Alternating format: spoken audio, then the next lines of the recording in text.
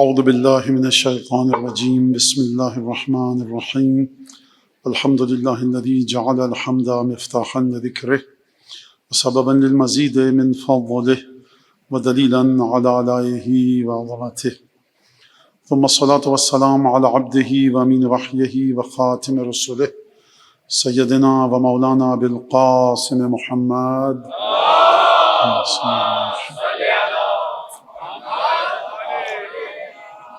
وعلى أهل بيته الطيبين الطاهرين الذين أذهب الله عنهم الرجس وطهرهم تطهيرا.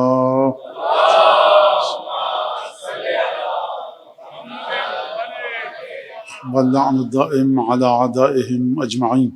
أما بعد فقد قال الله الحكيم في كتابه المجيد أعوذ بالله من الشيطان الرجيم سبحان الذي أسرى بعبده ليلا من المسجد الحرام إلى المسجد الأقصى الذي باركنا حوله لنريه من آياتنا إنه هو السميع البصير.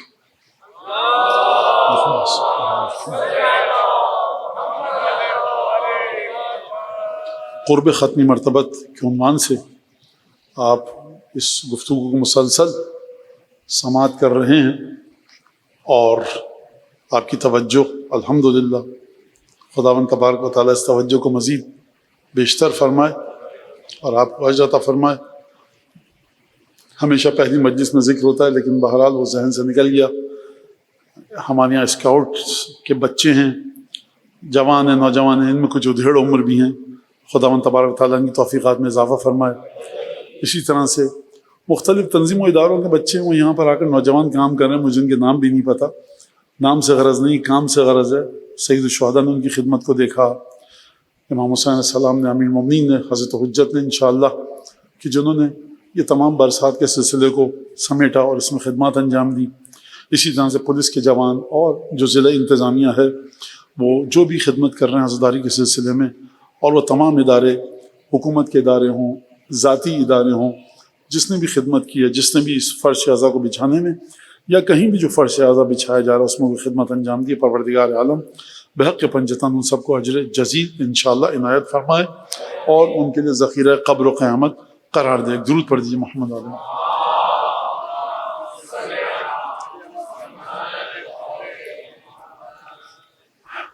قرب ختمی مرتبت اور کون نزدیک کتنا ہے جناب ختمی مرتبت سے، اس پر ہماری گفتگو تھی اور کل دو باتیں رہ گئی تھیں. انہی باتوں کو میں لے کر آج آگے بڑھاؤں گا. اور ایک تو معراج کے سلسلے میں جو میں نے عرض کیا تھا کہ جو حدیث ہے کتاب المناقب میں، جناب ابو بکر مردوی اصفہانی کی کتاب میں، اس میں رسول خدا جب تشریف لے گئے تھے معراج پر، خدا سے گفتگو ہوئی تھی اور اس کا آخری جملہ یہ تھا کہ خدا نے فرمایا کہ میں نے نظرت الی قلبک، میں نے تمہارے قلب کی طرف دیکھا اور پھر اس میں مجھے جس کی سب سے زیادہ محبت دکھی میں نے اس کے لہجے میں گفتگو کی.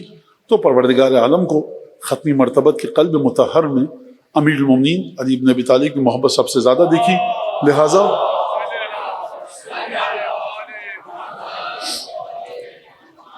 پروردگار عالم نے جناب امیر کے لہجے میں گفتگو کی. اب کل کی اس بات کو میں یہاں سے آگے بڑھاتا ہوں. محبت ہونا ایک مرحلہ ہے، اطمینان آنا ایک مرحلہ ہے.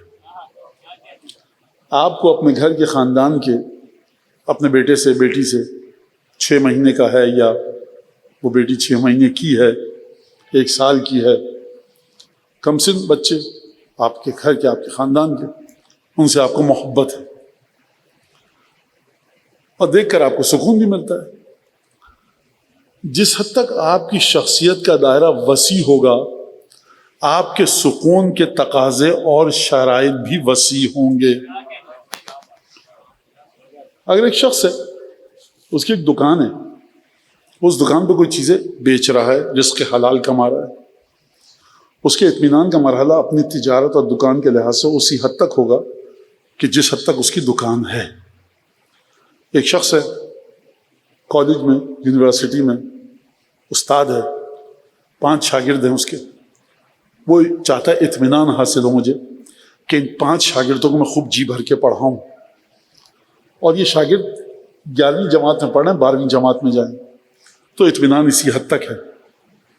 لیکن کبھی کبھی کسی شاگرد سے استاد کو محبت ہوتی ہے لیکن اس کی علمی صلاحیت پر اطمینان نہیں ہوتا. محبت ہونا ایک مرحلہ ہے، اطمینان آنا دوسرا مرحلہ ہے. پہلا جناب امیر المومنین کے سلسلے میں خداوند تبارک و تعالیٰ نے جو قلب مطہر رسول خدا کے بارے میں فرمایا کہ اے احمد نظر تو الی قلبک، میں نے تمہارے دل کی جانب دیکھا، فوجد تو اس میں نے کیا پایا؟ علی بن ابی طالب کی محبت. تو پہلی چیز خدا نے محبت پائی. نبی کریم کو نماز سے بھی محبت ہے، روزے سے بھی محبت ہے، حج سے بھی محبت ہے. خدا نے نماز کے طریقوں کو کیوں نہیں دہرایا؟ نبی کریم کو حج کے طریقے سے محبت ہے. خداوند تبارک و تعالیٰ قرآن کی کوئی سورہ پڑھ دیتا، آواز آتی غیب سے، قرآن سن کے سکون ملتا ہے ہر ایک کو. خدا نے قرآن کی کوئی سورہ جبریل سے کہتا جبریل قرآن پڑھو، خود غیب سے آواز پیدا کرتا، کہتا بھائی قرآن کیا؟ احمد کے قلب کو سکون مل گیا. تو سب سے پہلی بات کہ محبت تمام کائنات کی چیزوں کو چھوڑ کر علی بن ابی طالب سے ہی کیوں؟ اور دوسری بات کہ امیر المومنین کے ذکر کے علاوہ ہزاروں سینکڑوں ایسی چیزیں تھیں کہ جس سے جناب ختمی مرتبت کے دل کو سکون ملتا. تو جواب ایک تو ابھی سن دیجئے اور دوسرا جواب تفصیل سے ہم موضوع میں داخل ہوں گے. جناب ختمی مرتبت کے دل کو سکون ملتا، محبت بھی ہوتی، لیکن کیا کیا جائے کہ نور اپنے جیسے نور کو ہی دیکھنا چاہتا ہے. ایک ہی شجرے سے دونوں کا تعلق ہے. اور محبت اور اطمینان کیا جائے تو کیا کیا جائے کہ جناب ختمی مرتبت کو جیسی محبت جناب امیر سے ہے ویسی محبت کسی اور سے نہیں ہے. خدا کی گواہی موجود ہے اس روایت کے مطابق. اور جس طرح سے اطمینان خداوند تبارک و تعالیٰ چاہتا ہے اس طرح سے جناب ختمی مرتبت کو اطمینان دلانا چاہتا ہے. وہ سوائے امیر المومنین کے لہجے کے کسی اور کے لہجے میں نہیں آ سکتا. اب سوال یہاں پر یہ ہے کہ اطمینان کی ضرورت کیا ہے؟ آپ کو کبھی گھبراہٹ ہوتی ہے، بازو میں تعویذ باندھتے سورہ یاسین لکھی ہوئی ہے، انا انزلنا لکھی ہوئی ہے، تربت سید الشہداء ہے، قرآن گلے میں حمائل کرتے ہیں، تو انسان گھبراتا ہے، ڈرتا ہے. کس سے؟ شیاطین سے، ابالسہ سے. ختمی مرتبت ہیں، مقام توحیدی عبودیت کے مرحلے پر، مقام معراج. گھبراہٹ کیسی؟ اس کا مطلب ہے کہ توحید کے ایسے مرحلے پر ہیں. اس خوب توجہ فرما رہے کہ نہیں فرما رہے؟ گھبراہٹ کیسی یا رسول اللہ؟ دونوں ہاتھ جوڑ کر بڑے ادب سے آپ سے پوچھ رہا ہوں کہ گھبراہٹ کیسی، خوف کیسا، ڈر کیسا؟ میں پھر بتا رہا ہوں، اپنی روایت نہیں پڑھ رہا، حضرت عبداللہ ابن عمر ابن خطاب ابو بکر مردوی اصفہانی نے روایت لکھی ہے. میں ایسی روایت پر گفتگو کر رہا ہوں. کل جو ناتمام چھوڑ دیا اور نیمہ تمام چھوڑ دیا اس پر گفتگو کو آگے لے جا رہے ہیں. تو گھبراہٹ ہے کس بات پر؟ گھبراہٹ اس بات پر نہیں کہ خدا میرے سامنے ہے، یہ تو نہایت سکون کا مرحلہ ہے. گھبراہٹ اس بات پر ہے کہ اس بات کو سمجھنا پڑے گا کہ گھبراہٹ تھی کس بات پر. اگر سمجھنا ہے تو قرآن کی سورہ والنجم سے پوچھئے، اگر سمجھنا ہے تو سورہ والنجم کے قرآن ناطق سید ساجدین زین العابدین علی ابن الحسین سے پوچھئے.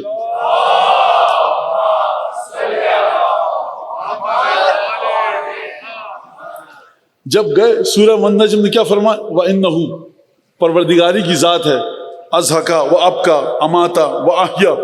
سورہ والنجم معراج میں گئے رسول خدا، اس کا قصہ پروردگار عالم قرآن میں بتا رہا ہے کہ دیکھو خدا ہی ہے جو ہنساتا ہے، خدا ہی ہے جو رلاتا ہے، خدا ہی ہے جو زندگی دیتا ہے، خدا ہی ہے جو موت دیتا ہے. اور اس کے بعد پروردگار عالم نے فرمایا ثم دنا. بات کا مطلب میں نہیں کہہ رہا ان آیات کے بعد، معراج کی مختلف آیتوں کو اکٹھا جوڑ کر آپ کے سامنے پیش کر رہا ہوں. فرمایا ثم دنا فتدلی فکان قاب قوسین او ادنی. بہت نزدیک مرحلے پر ختمی مرتبت پہنچ گیا. کیا نزدیک مرحلہ تھا ختمی مرتبت جانے، خدا جانے، پروردگار جانے، ورثاء اور جانشین ختمی مرتبت کے جانے. لیکن وہاں پر پروردگار عالم نے قرآن مجید کی شاید میں اپنی دانش میں کہوں کہ سب سے بھاری اور سب سے وزنی اور سب سے عجیب آیت نازل فرمائی. وہ کیا تھی؟ فَأَوْحَى إِلَىٰ عَبْدِهِ مَا أَوْحَى. خوب توجہ کرنا عزیزان گرامی، اپنے آقا اور مولا کے مقام کو سمجھو رسالت کی مدد سے. عبودیت کے 2 مرحلے رسول خدا نے طے کیے. ایک عبودیت کا مرحلہ سبحان الذی اسری بعبدہ، عبودیت کے مرحلے پر آئے ختمی مرتبت، کوئی عبادت کی ایسی کہ خدا نے اپنے پاس بلایا. قرآن مجید فرما رہا ہے، میں مسلسل تفسیر کے ساتھ آپ سے گفتگو کر چکا ہوں. خدا نے بلایا کہاں پر؟ اپنے پاس. جب اپنے پاس بلایا، عبودیت کے آخری مرحلے پر پہنچ گئے، تو وہاں پر پھر پروردگار نے کہا فَأَوْحَى إِلَىٰ عَبْدِهِ مَا أَوْحَىٰ، پس وحی کر دی پروردگار نے اپنے بندے پر جو خدا کو وحی کرنی تھی. خدایا قرآن ہے ہدایت کی کتاب، تو نے کیا وحی کی یہ نہیں بتایا، یہ بتا دیا کہ وحی کی، تو کیا وحی کی یہ بتا. چلیے سید ساجدین کی خدمت میں دربار اموی دمشق میں جامع مسجد اموی یزید کا دربار ہے. سید سجاد خطبہ دے رہے ہیں، فرمایا انا ابن مکہ ومنا، انا ابن زمزم وصفا، انا ابن خیر من تقمص وارتدى، انا ابن خیر من انتعل واحتفا. میں اس کا بیٹا ہوں جو ننگے پیر چلے، تمام برہنہ پا چلنے والوں میں سب سے بہتر. میں اس انا ابن خیر من ارتدى، میں اس کا بیٹا ہوں جو جب پیراہن اپنے بدن مبارک پر رکھے تو پیراہن پہننے والوں میں سب سے بہتر میرا جد بزرگوار. میں اس کا بیٹا ہوں جو نالین پہنے تو جتنے نالین پہننے والوں میں سب سے بہتر میرا جد. انا ابن من عرج بہ الی السماء، میں اس کا بیٹا ہوں جس کو آسمان کی طرف لے کے جایا گیا. انا ابن من رکب البراق، میں اس کا بیٹا ہوں جو براق پر سوار ہو کر گیا. انا ابن من صلت علیہ الملائکہ، میں اس کا بیٹا ہوں جس پر ملائکہ نے درود بھیجا. انا ابن، عجیب انداز سے امام سجاد اپنے جد رسول خدا کی فضیلت بیان کر رہے ہیں. انا ابن من اوحى الجلیل الیہ ما اوحى، ہر مقام پر رسول خدا کا تعارف کروایا. لیکن جب سورہ نجم کی یہ آیت پڑھی تو فرمایا میں اس کا بیٹا ہوں. میرا نانا وہ ہے کہ جب معراج پر گیا تو خدا نے جو وحی میرے نانا پر کرنی چاہی وہ وحی کر دی. نہ امام سجاد نے بتایا کیا وحی کی، نہ خدا نے بتایا کیا وحی کی. لیکن لطف امام سجاد، مولا ابن رسول اللہ، آپ کے شکر گزار ہیں ہم، آپ کے اور آپ کے خاندان کے بے کرم اور بے پایاں احسانات ہیں ہم پر. لیکن امام سجاد کا احسان قیامت تک ہماری نسلوں پر باقی رہے گا. فرمایا انا ابن من اوحى الجلیل، امام سجاد نے خدا کا جو نام اور لقب یا اشارہ کیا جلیل کے ذریعے کیا، یعنی جو وحی فرمائی تھی خدا ون تبارک و تعالیٰ نے وہ بڑی جلالت والی تھی، بڑی عظمت والی تھی. وہ کیا وحی تھی؟ کوئی پیغام ایسا تھا کہ جو نبی کریم کو دیا گیا تھا. اس پیغام کے بعد نبی کریم کی کوئی ذمہ داری بڑھی کہ نہیں بڑھی؟ اگر نہیں بڑھی تو معراج پر جانے کا سبب کیا ہے؟ اور اگر بڑھی تو اس ذمہ داری میں جلالت تھی، عظمت تھی، کٹھن مرحلہ تھا، مصائب تھے، تکالیف تھی، اذیتیں تھیں. وہ اذیتیں نہیں جو زمین پر سہ کر آ رہے ہیں، اب وہ اذیتیں ایسی ہوں گی جس کو یا خدا سمجھ سکے گا یا جناب ختمی مرتبت. جب مرحلہ آیا تکالیف کے برداشت کرنے کا تو شاید جناب ختمی مرتبت کے قلب مقدس میں یہ سوال پیدا ہوا ہو کہ پروردگار ذمہ داریاں تو دے دی، پورا کس کی مدد سے کروں گا؟ آواز آئی علی کے لہجے میں کہ دیکھو، خوب توجہ کیجیے گا اس بات کے اوپر. اچھا اب چلیے زمین پر آئیے. رسول خدا بستر شہادت پر، بستر علالت پر، بستر استراحت پر.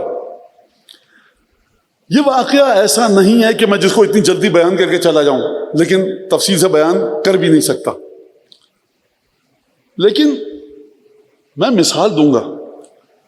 فرض کیجئے میں آپ کو مثال ہے، یہ کبھی کبھی شخصیت ایسی ہوتی ہے کہ اس کا سوال حکم ہوتا ہے. میں اگر آپ میں سے کسی سے کہوں کیا آپ مجھے پانی پلا سکتے ہیں، بچہ دوڑ کے جائے گا پانی لے آئے گا. میں کہوں گا میں نے تو سوال کیا تھا پلا سکتے ہیں، وہاں آپ امامہ سر پر آپ اب جتنا بھی ہمارا وقت ضائع کریں لیکن ہیں ذاکر حسین، تو آپ کی عزت کوئی بھی بیٹھا ہو، کوئی نوحہ خان ہو یہاں پر، نوحہ پڑھتے پڑھتے گئے کسی بچے سے بیٹا پانی مل سکتا ہے ایک گلاس، اگر وہ نوحہ خان کہے کیا گرم پانی مل سکتا ہے، کنکنا پانی، یہ بچہ سر دھڑ کی بازی لگا دے گا کہیں ادھر ادھر، کہیں ہوٹل بلڈنگ کہیں جا کر، جو سب یہاں فلیٹ ہیں بھائی نوحہ خان نوحہ پڑھ رہا ہے اس کو گرم پانی چاہیے. اگر کوئی کہے گا نوحہ خان نے تو سوال کیا تھا، بچہ کہے گا بھائی سوال نہیں تھا، یہ ہے سوال، ہے حقیقت میں حکم.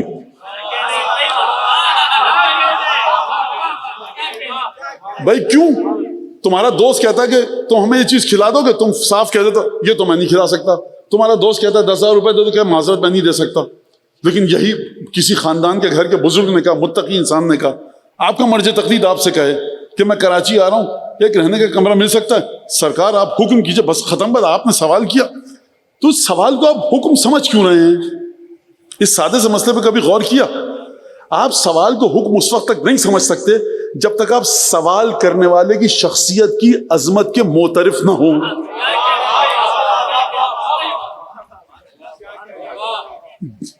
آپ جب تک سوال کرنے والے کی شخصیت کے تقدس اور اس کے احترام اور تمام چیزوں کو نہ مانیں، آپ نہیں سمجھ سکتے.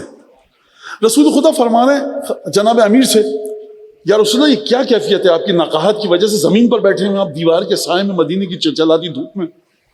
امیر المومنین نے سوال کیا، یا علی میں نے کئی پہر ہو گئے کچھ کھانا نہیں کھایا ہے، 3 دن سے 4 دن سے فاقے سے ہوں. کہا یا رسول اللہ یہیں بیٹھے رہیے، ابھی آیا. یہودن کے باغ میں گئے، پانی ڈالا، بالٹی ڈالی، ڈول ڈالا، کھینچا، 150 درختوں کو سیراب کیا.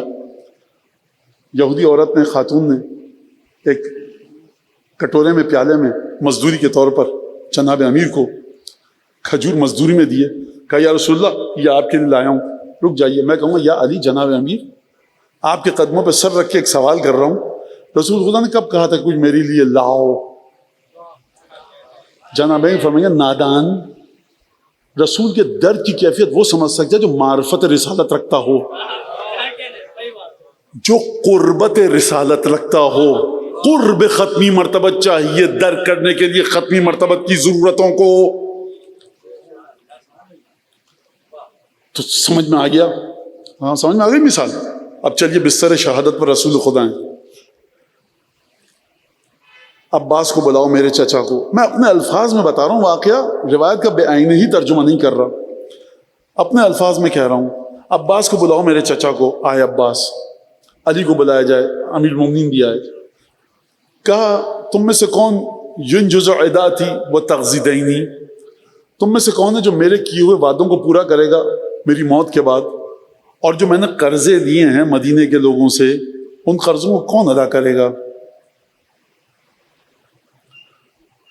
رسول خدا سوال کر رہے ہیں، حکم تو نہیں دے رہے. مثال ذہن میں ہے کہ نہیں ہے؟ اب جواب بتائے گا کہ عباس کو کتنی معرفت ہے رسول خدا کی اور امیر المومنین کو کتنی معرفت ہے رسول خدا کی. بھائی بڑے سب سے پہلے چچا ہیں، چچا سے پوچھا کہ کیا آپ میرا قرضہ ادا کریں گے میرے مرنے کے بعد؟ اور میں نے جو لوگوں سے وعدے کیے ہیں تو ان جزء عداتی، میرے جو وعدے ان کو پورا کریں گے آپ؟ رسول خدا نے کئی لوگوں سے وعدے کیے تھے، تو یہ وعدے کی اہمیت سمجھ. کہا کہ بھتیجے ابن آخی دیکھو مسئلہ یہ ہے کہ تمہاری جو سخاوت ہے وہ تبارل ہوا تبارل ریاح، ہواؤں کا تمہاری سخاوت ایسی ہے کہ وہ ہواؤں کا مقابلہ کرتی ہے. اردو کا ایک جملہ لکھ لٹ، تم جہاں سے جاتے ہو لاکھوں لٹاتے ہوئے چلتے ہو. سخاوت تمہاری ایسی ہے کہ وہ کہیں رکتی نہیں ہے. کہاں تمہاری سخاوت؟ اچھا ائمہ کی ایک عادت تھی جو بہت کم مومنین میں نے دیکھی ہے، دوسرے کی ضرورت پوری کرنے کے لیے کسی تیسرے سے قرضہ لے کر اس کو دینا. آپ کے پاس تو پیسے نہیں تھے، آپ کیوں دے رہے ہیں؟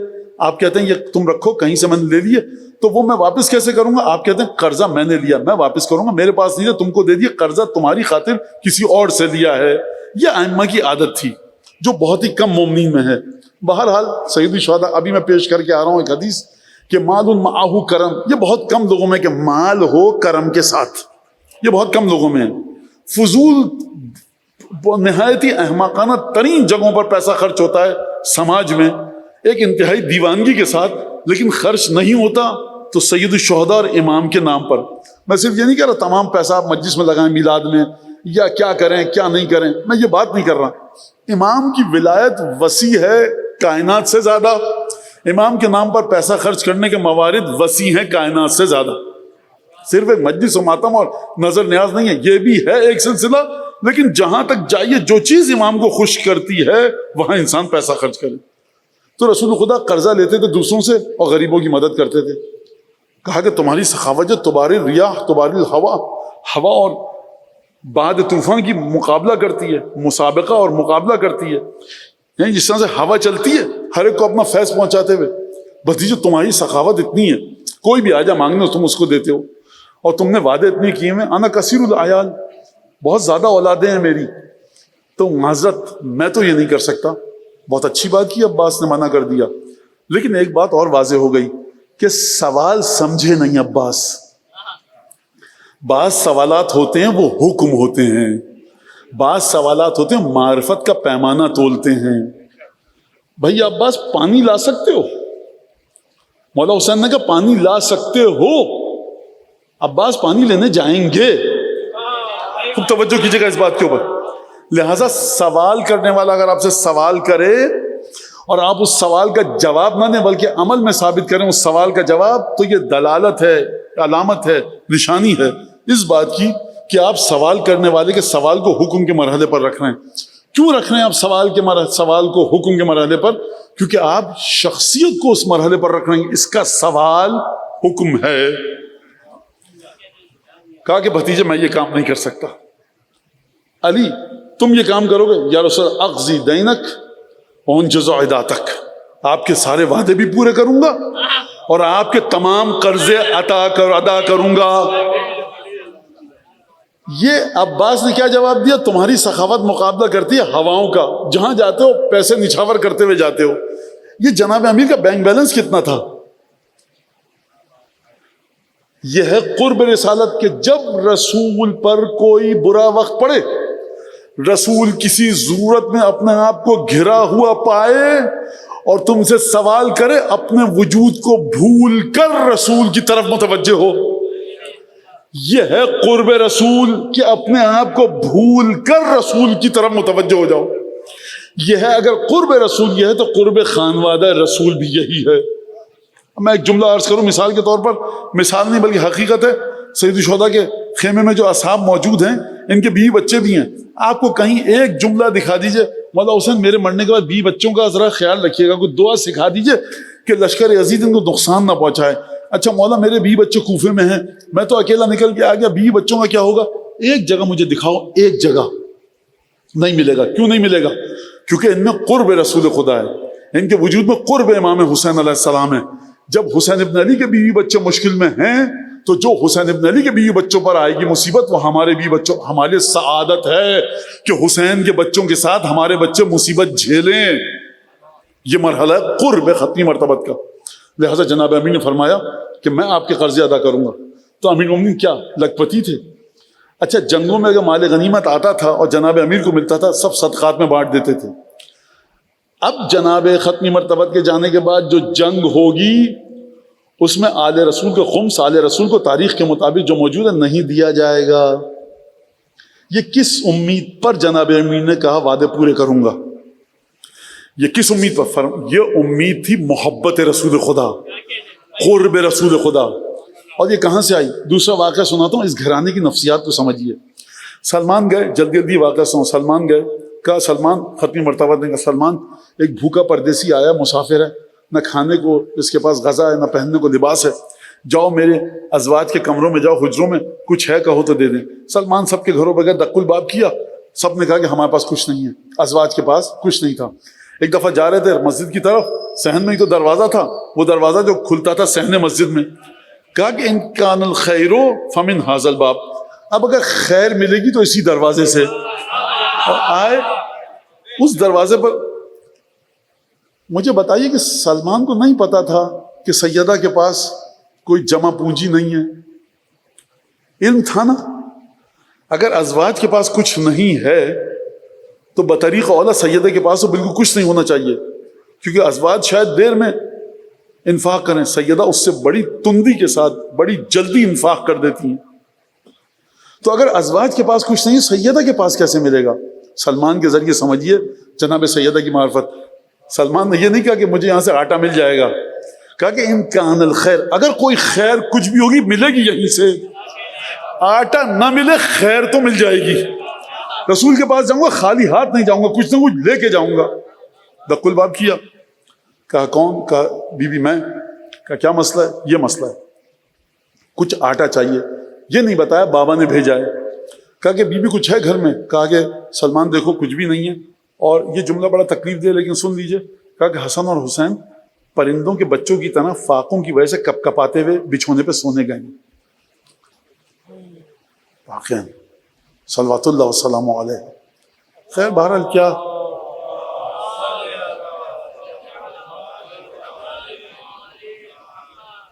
تو بہرحال کچھ ہے ہی نہیں.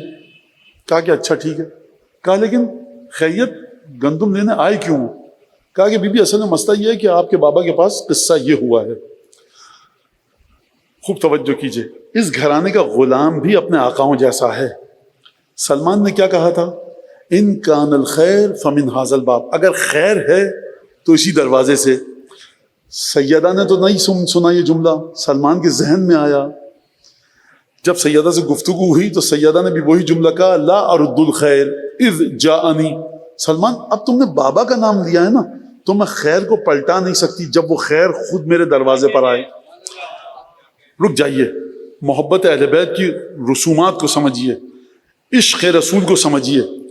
تھوڑی دیر پہلے بی بی نے کہا کہ نہیں ہے میرے پاس کچھ، لیکن جیسے بابا کا نام آیا، بابا نے سلمان کو اس لیے نہیں بھیجا کہ کچھ دے کر آؤ شہزادی کو، کہا کچھ لے کر آؤ.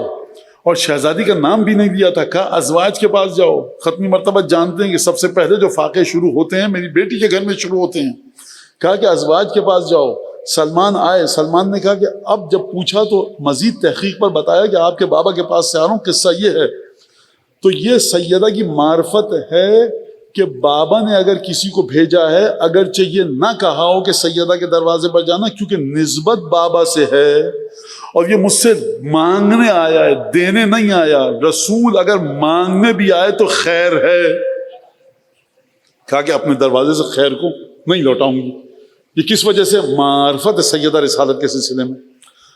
بی بی آپ کے پاس تو گندم نہیں ہے نہ جو ہے.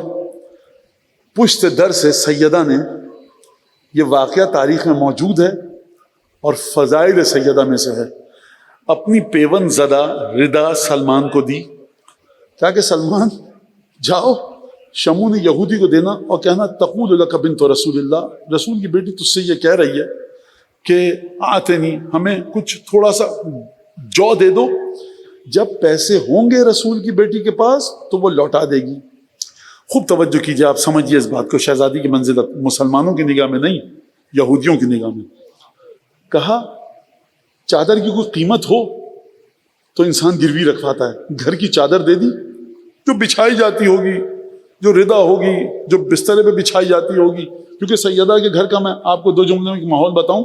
کچھ چیزیں تھیں جو بچھائی جاتی تھیں، اس میں چارہ ڈالا جاتا تھا اونٹ کے لیے، اور جب اونٹ کو چارہ کھا لیتا تھا جھاڑ کر وہی چادر زمین پر بچھا دی جاتی تھی. یہ روایت کے اندر تاریخ میں آیا. جب شمون کے پاس یہ چادر سلمان لے کر گئے تو شمون نے الٹ کر دیکھا، جا بجا پیون لگے ہیں، یہ سیدہ کے گھر کے بچھونے کی چادر ہے، بسترے کی چادر ہے، اونٹ کو اس میں کھانا کیا ہے؟ کہا کہ ان کانا زہد فہذا واللہ ھذا الزہد، خدا کی قسم یہ زہد ہے. ھذا الذی علمنا اللہ عیسی ابن مریم، یہ وہ چیز ہے جو ہم کو عیسی ابن مریم نے سکھائی.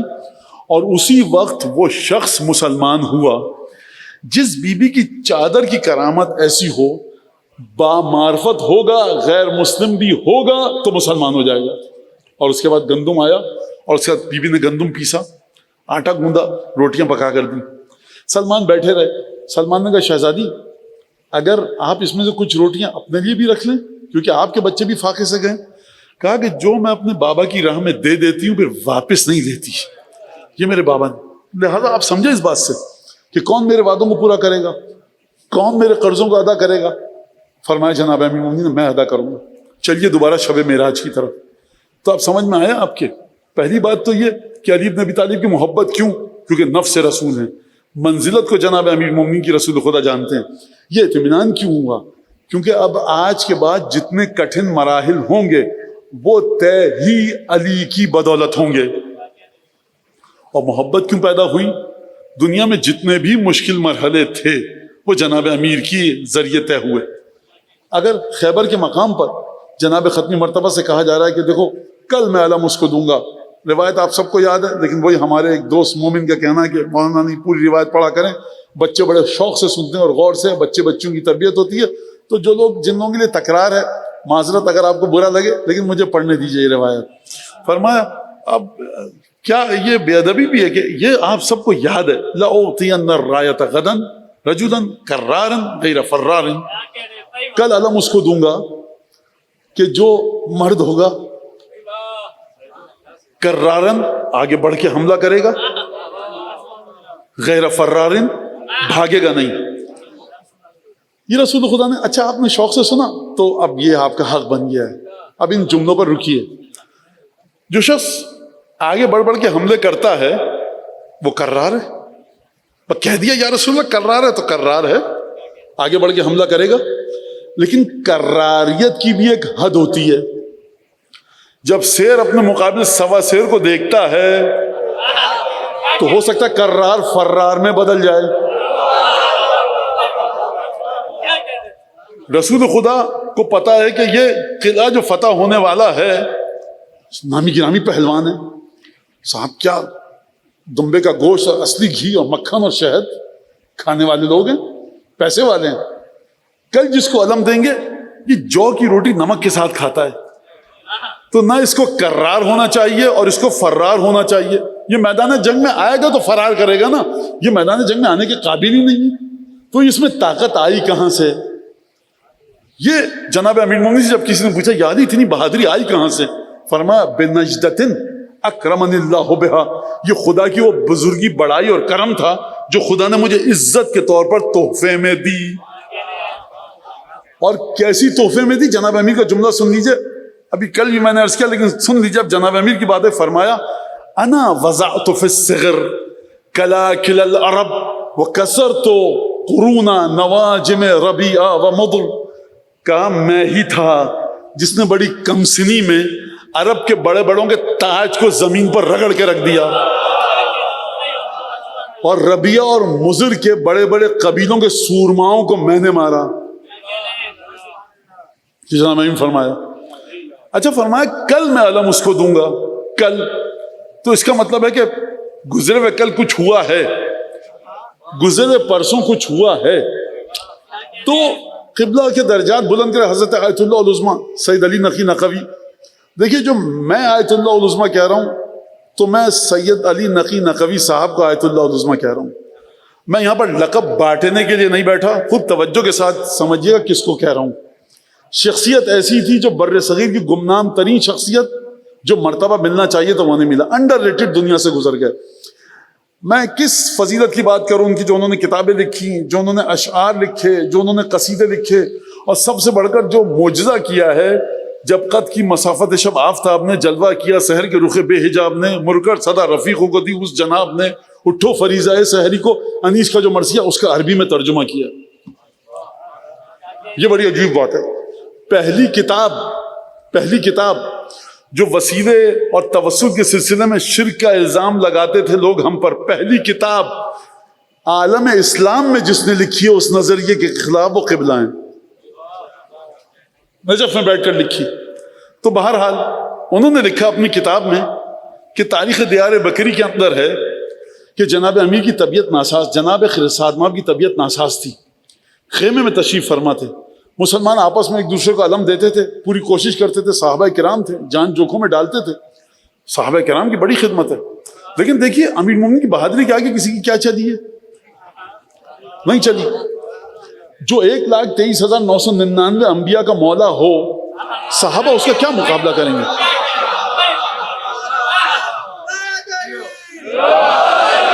لہذا جب یہ لشکر واپس آتا کہ بھائی ہوا کیا، قلعے کا دروازہ کیوں نہیں کھول سکے، کیوں نہیں فتح ہو سکی، تو لشکر کہتا تھا، جو مورخین نے لکھا، یجبنونہ ویجبنہم. سپہ سالار کہتا تھا لشکر بزدل ہے، لشکر کہتا تھا سپہ سالار بزدل ہے. اب دیکھیے ہم کسی کے بارے میں نعوذ باللہ کچھ نہیں کہہ سکتے. دونوں صحابہ تھے، دونوں کو ہم سچ مانتے ہیں. چلیے جناب امیر کی طرف اور ایک درود پڑھیے جناب امیر کی بارگاہ میں.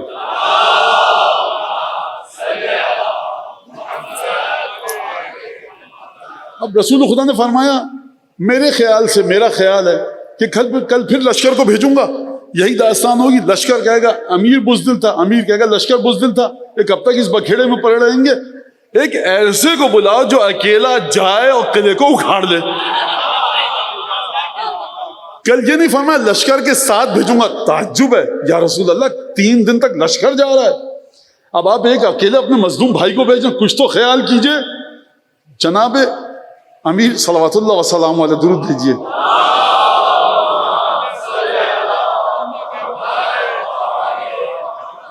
خدا مغفرت فرمائے. فاتح بدر و احد خیبر و خندق بولے فرد ہے، ایک زمانہ اسے لشکر بولے. فرد ہے، ایک زمانہ اسے لشکر بولے. اچھا یہاں تک آ گئے تو مجھے یہ جملہ بتانے دیجئے. جب گئے جناب امیر کی طرف سے عقیل جناب ام البنین کے والد سے ملنے، 3 دن تک عقیل کو مہمان رکھا اور اس کے بعد کہا کہ اب بتاؤ کس لیے آئے ہو. یہ کرم ہے. دیکھیے ائمہ کی صفات بخیل، کنجوس، بزدل، بد زبان، بد کلام، حاسد، متکبر اس میں آ ہی نہیں سکتی، فضول ہے. گھر تھا، 3 دن تک مہمان رکھا، بری بات ہے. مہمان سے پوچھے کیوں آئے ہو، 3 دن مہمانی ختم، پھر پوچھا جناب ام البنین کے باپ نے کیوں آئے ہو. یہ آپ یہ کراچی نہیں، فون کیا کیٹرنگ سروس سے کھانا آ گیا، کھانا کھلانا ایک مسئلہ ہے وہاں پر. اب مہمان آ گیا، پردہ ہے، حجب و حیا ہے، ام البنین کا گھر ہے سرکار. وہ گھر تھوڑی کہ کواڑ ہر نامحرم کے لیے کھلے رہیں. ایک الگ خیمہ، خدمت کرے، دانا پانی. 3 دن کے بعد کہا کہ کیا؟ کہا کہ یہ مسئلہ ہے. کہا کہ دیکھو بیٹی سے پوچھ کر آتا ہوں. سنے وہ لوگ جو بیٹیوں اور اپنی مرضی کو زبردستی لاتے ہیں، اور بیٹیاں بھی سنیں کہ جب عقل مندی کا مظاہرہ کریں، اچھا رشتہ آئے تو اس میں لہت و لال سے کام نہ لیں. کہا کہ رشتہ آیا. کہا کس کا آیا ہے؟ کہا کہ فلال الکتائب صاحب امام المشارق والمغارب امیر المومنین علی بن ابی طالب. کہا کس کا رشتہ ہے؟ کہا کہ اس کا آیا ہے جو اکیلا لشکروں کے رخ موڑ دیتا ہے. اس کا رشتہ آیا جو خدا کا تیر ہے، جو ہمیشہ نشانے پہ لگتا ہے، کبھی ہدف سے بھٹکتا نہیں. اس کا رشتہ آیا جو مشرق و مغرب میں جتنے لوگ رہتے ہیں، جتنی مخلوقات خدا ہیں، ان کا امام ہے. پھر کہ اور بتاؤں، علی ابن ابی طالب.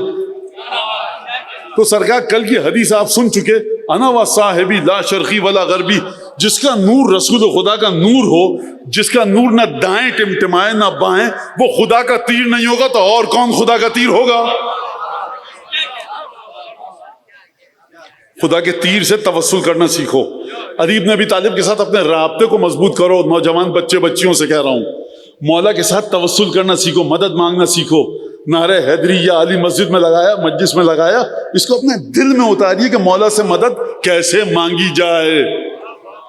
یہ ہو ہی نہیں سکتا کہ کوئی بیچارگی کے عالم میں علی بن ابی طالب سے مدد مانگے، مولا مدد نہ کریں، خصوصاً اس کی جو ان کے بیٹے کے فرش عزا پر آتا ہے.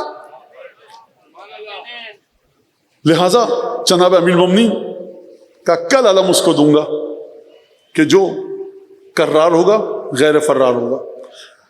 امیر المومنین کو اس جملے کے ذریعے آپ مت خوش ہو جایا کیجئے کہ کرار ہوگا غیر فرار ہوگا. یہ قاسم ابن حسن کی صفت ہے، یہ اون محمد کی صفت ہے، یہ ابو الفضل عباس کے چاروں بھائیوں کی صفت ہے، یہ ہاشم کی صفت ہے، یہ عبد المطلب کی صفت ہے، یہ جناب ابو طالب کی صفت ہے، یہ جعفر طیار کی صفت ہے. یہ رسول خدا نے اس گھرانے کی صفت بتائی. ان کے گھرانے کو کوئی ایسا نہیں پیٹ دکھائے. آپ دیکھیں مجبور کر رہے ہیں، وقت ختم ہو چکا ہے میرا. نہیں ابھی ہے تھوڑا سا وقت.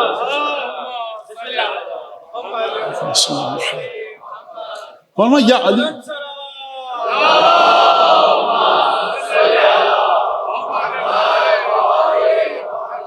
علی بن ابی طالب کی کسی نے زرا کو دیکھا جنگ میں، کہ یا علی لیس لہا زہرن، فقط آپ کی جو در ہے فقط لہا صدرن. کہا کہ وکان لہو صدرن، صدرن سینہ تھا، اس آگے سے پوشیدہ تھی. ولا زہر لہو، پشت پہ زرا نہیں تھی. کہا یا علی پشت پہ زرا نہیں ہے، سامنے سے زرا ہے. امیر مومنین وہ جواب نہیں دیا جو آپ کے ذہنوں میں ہے. یہ کہنا کہ امیر مومنین بھاگیں گے نہیں، یہ تو بنی ہاشم کی بے حرمتی ہے. بھاگ دوڑ تو اس گھرانے سے دور کر لیجئے. آپ 13 سال کا بچہ جنگ کر رہے ہیں، دادا یاد آ رہے ہیں لوگوں کو. آپ کیا بات کر رہے ہیں؟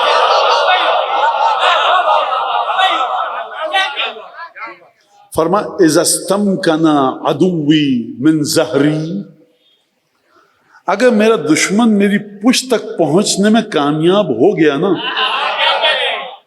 تو سمجھنا کہ خدا نے اس دن میری موت لکھ دی ہے. سامنے سے بچ کے دشمن جا ہی نہیں سکتا.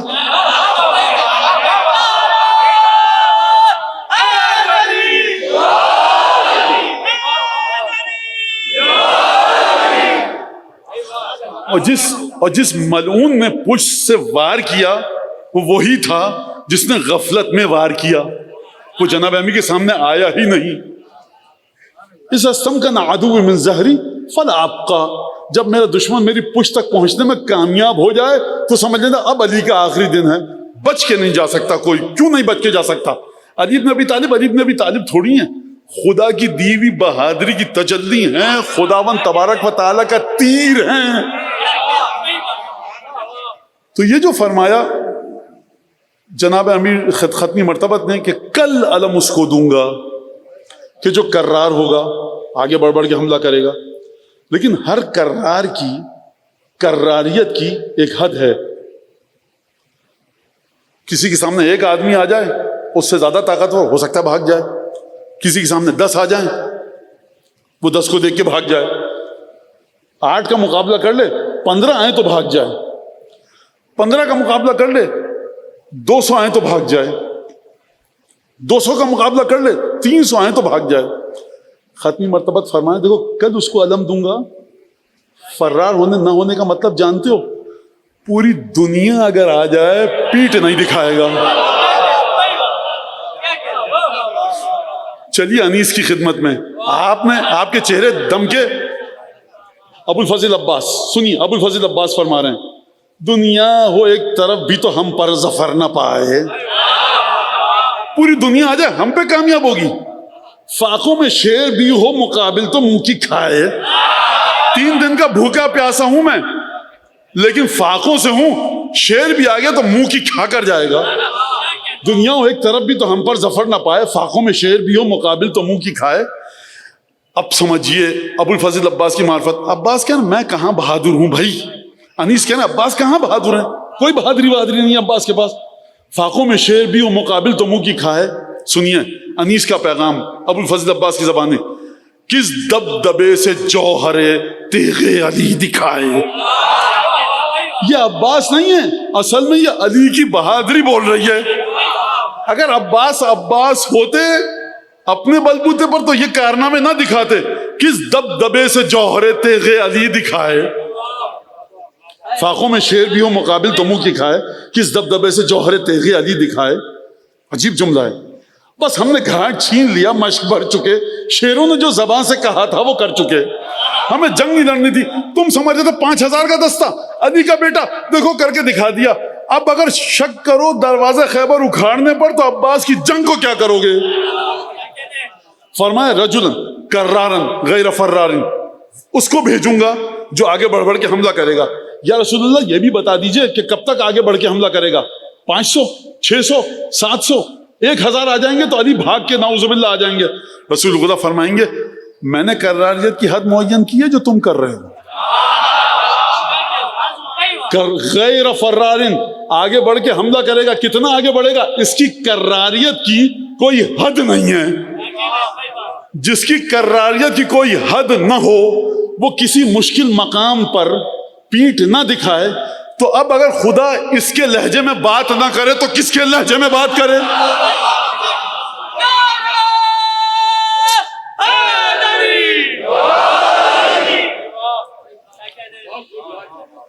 یہ امیر المومنین کی اصلی تعریف نہیں ہے. یہ خون ابو طالب کی تعریف ہے، بہادری کی تعریف ہے بنو ہاشم اور بنو عبد المطلب کی.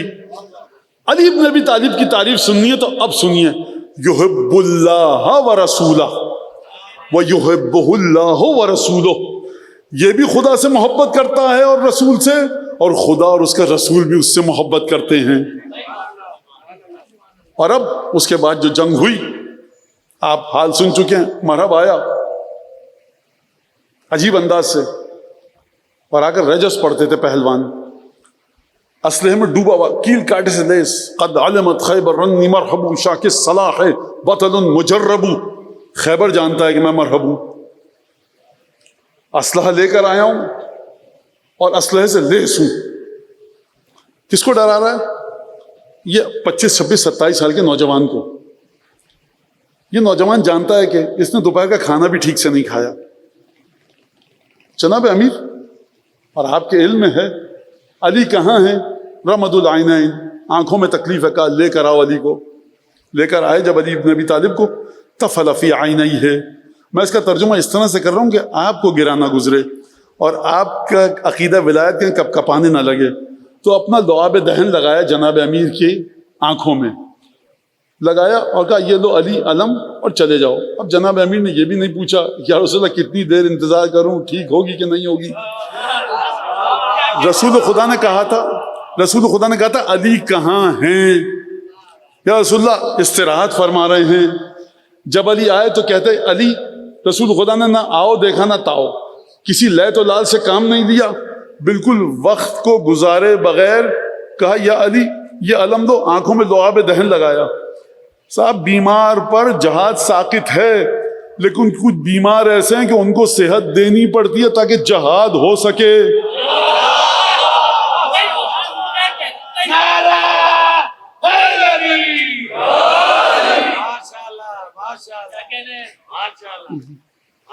ہم دعاؤں میں یاد رکھیں بس آپ سے۔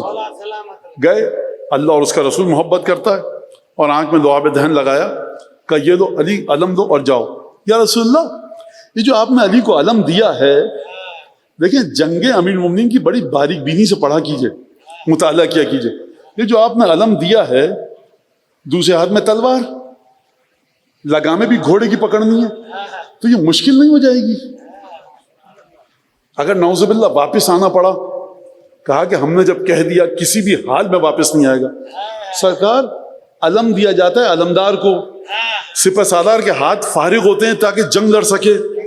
یہ ایک انسان ہے علی ابن ابی طالب، علمدار بھی ہے، سپہ سالار بھی ہے، لشکر بھی ہے، جنگجو بھی ہے۔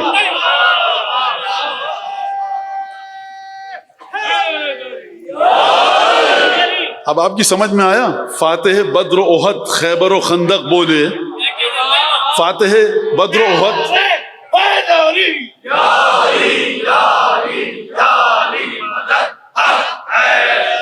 فاتح بدر و احد خیبر و خندق بولے، فرد ہے، ایک ہے علی، فرد ہے، ایک زمانہ اسے لشکر بولے۔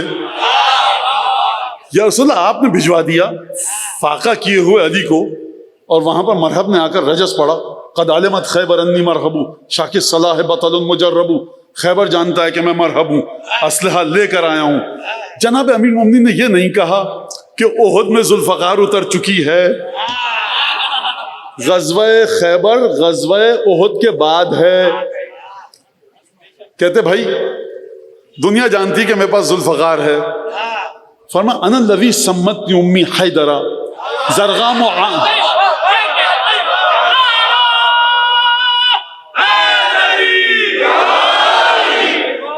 زرغام و عاجامن۔ بعض نے یہ لکھا ہے جملہ کریہ المنظرہ، جب میں حملہ کرنے پر آتا ہوں نا تو میری شکل دیکھ کر لوگ ڈر جاتے ہیں، کیونکہ میری شکل پر ایک ایسا جلال طاری ہوتا ہے۔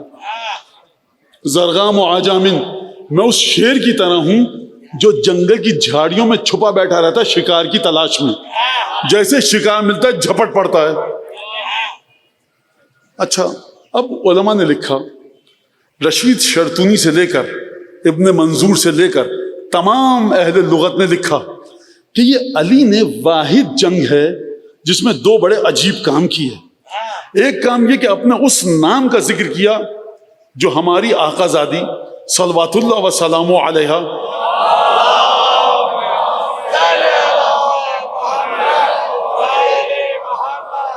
بارہ اماموں کی ماں اور رسول خدا کی ماں فاطمہ بنت اسد۔ مولانا یہ کیا کہہ دیا آپ نے؟ فاطمہ بنت اسد رسول خدا کی ماں نہیں تھی، یہ مجھ سے مت کہیے گا، یہ رسول خدا سے پوچھے۔ دفن کے وقت فرمایا ہذہ المرأۃ التی ولدتنی، یہ وہ خاتون فاطمہ بنت اسد جس نے مجھے پیدا کیا۔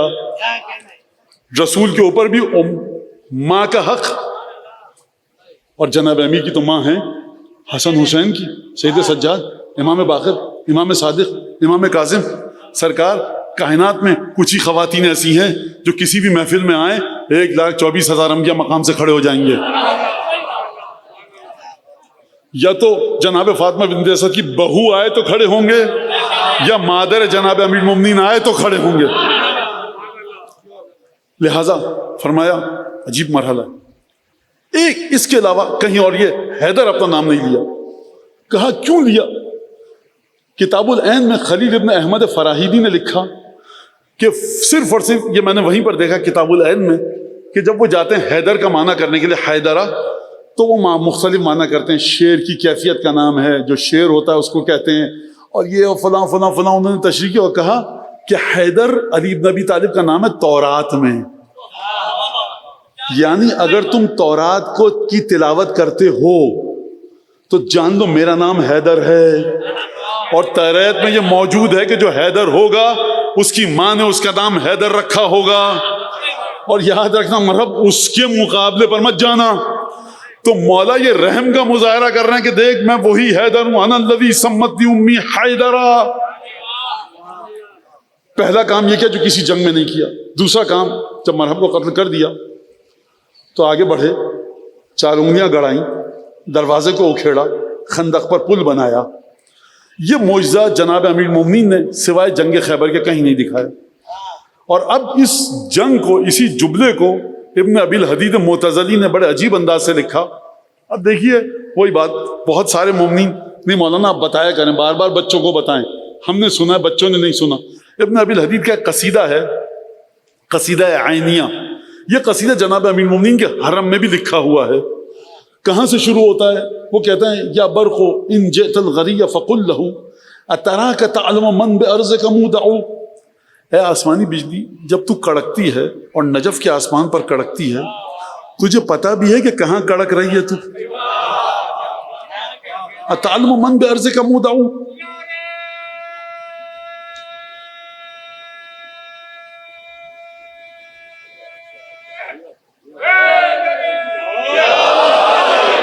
تجھے پتا بھی ہے کہ تو کس کی قبر پر کڑک رہی ہے، گرج رہی ہے. فیک ابن عمران الکلیم وبعدہ عیسیٰ یقفیہ واحمد یتبع.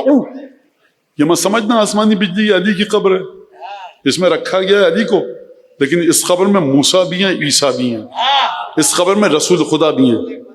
بل فیک نور اللہ جل جلالہ بل الملأ المقدس اجمع. اس قبر کے اندر علی نہیں ہے، سارے کا سارا نور خدا اس میں دفن ہے. بل الملأ فیک جبریل و میکال و سرافیل بل الملأ المقدس اجمع. اس قبر میں اسرافیل دفن ہے، اس قبر میں اسرائیل دفن ہے، اس قبر میں میکائیل دفن ہے. بل الملأ المقدس اجمع، سارا کا سارا عالم غیب یہاں پر دفن ہے. مانا یہ کیا آپ نے کہہ دیا، یہ آپ نے کیا کہہ دیا؟ عیسیٰ موسیٰ کہاں سے دفن ہے؟ بھائی آپ مانتے ہیں کہ تمام انبیاء کے کمالات رسول خدا میں تھے؟ تمام کمالات جو رسول خدا کے وہ میں نے علی بن ابی طالب کو دیے. اگر نور موسیٰ اور عیسیٰ اور ابراہیم اور شیس و آدم، آپ نے حدیث سنی من اراد ان ينظر الى آدم فی علمہ ولا عیسیٰ فی زہدہ والى موسیٰ فی بہائی والى نوح فی ہیبتہ. جو دیکھنا چاہتا ہے موسیٰ، عیسیٰ، نوح اور آدم کی تمام فضیلتوں کو، فلینظر الی علی بن ابی طالب. وہ موسیٰ، عیسیٰ، ابراہیم کی فضیلت، جب موسیٰ، عیسیٰ اور نوح کی فضیلتیں ان کے پاس تھیں، حساس مرحلہ ہے، حساس مرحلہ ہے، عقیدے خراب نہ ہو جائیں. موسیٰ، عیسیٰ، نوح کی جو فضیلتیں ان کے پاس تھیں وہ رسول خدا کے آنے سے پہلے تھی. عبادتیں موسیٰ، عیسیٰ، نوح کے، آدم کے پاس تھیں، لیکن رسول خدا تک ابھی وہ عبادت نہیں پہنچی ہے جس طرح سے خدا نے چاہا. وہ کمالات جب رسول خدا کے وجود سے ہو کر علی تک جائیں گے تو ان کی چمک اب وہ نہیں ہوگی جو آدم کے علم کی چمک تھی. عیسیٰ کا جو زہد تھا وہ عیسیٰ کا تھا، وہ زہد جب رسول خدا کے وجود سے گزر کر علی تک جائے گا تو اب اس زہد میں 4 چاند لگ چکے ہوں گے، جو کمی تمام انبیاء کی رسالت میں تھی وہ کمی رسول خدا کی رسالت میں نہیں ہے. اگر رسول خدا کی رسالت تمام انبیاء کی رسالت کا کمال ہے تو تمام انبیاء کی رسالت کا کمال اور نورانیت علی ابن ابی طالب کے وجود میں ہے. اگر روح علی ابن ابی طالب میں تمام انبیاء کا کمال موجود ہے رسول کے صدقے سے, تو شاعر نے کب غلط کہا کہ یہاں پر عیسیٰ ہے, موسیٰ ہے, نوح ہے؟ بل الملأ المقدس اجمعوا, بلکہ پورا کا پورا عالم غیب یہاں پر دفن ہے. مولانا یہ پھر آپ نے دیکھیں, باقی باتیں تو صحیح ہے, پھر آپ نے غلط بات کر دی. آپ تھوڑا سا اس کو دیکھیے سرکار, اب میں پھر یاد دلاؤں آپ کو, یادداشت آپ کی کمزور ہے. اور آپ دیکھیے اللہ نور السماوات والارض مثل نورہ کمشکاۃ فیہا مصباح, المصباح فی زجاجہ, الزجاجۃ کأنہا کوکب دری یوقد من شجرۃ مبارکۃ زیتونۃ لا شرقیۃ ولا غربیۃ یکاد زیتها یضیء ولو لم تمسسہ نار نور علی نور. کل آپ کے مولا نے کیا فرمایا تھا نجومی سے بات کرتے وقت؟ انا و صاحبی شرق لا شرقی ولا غربی. یہ جو قرآن میں نور کا ذکر ہے یہ تو میں ہوں اور میرا بڑا بھائی ہے.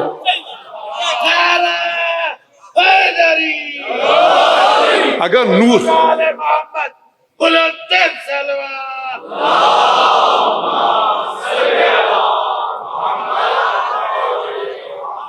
اگر نور خدا علی ابن ابی طالب کے پاس ہے تو پھر نور خدا یہاں پر دفن ہے. شاعر نے کیا غلط کہا؟